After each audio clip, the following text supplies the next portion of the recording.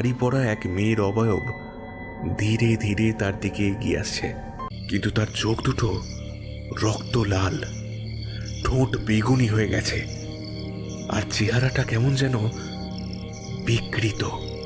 আমাকে খুন করবি বলেছিলি, তাই তো? বড় লোভ না তোর? নে, ভোগ কর, নে না।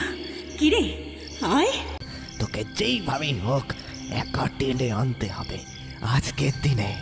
আজকের দিনেই জামাই ষষ্ঠীর দিনে তুই তোর লক্ষ্যের মতো বউটাকে গলা টিপে খুন করেছিলিস।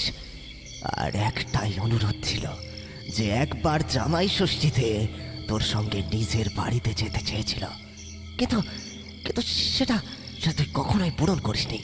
গ্রামের সবাই জামাই ষষ্ঠীতে নিমন্ত্রণ এসেত, মেয়েটা তোর কাছে সেই রাতে শুধু অভিমান করে একটু ভালোবাসার ভিক্ষে করেছিল।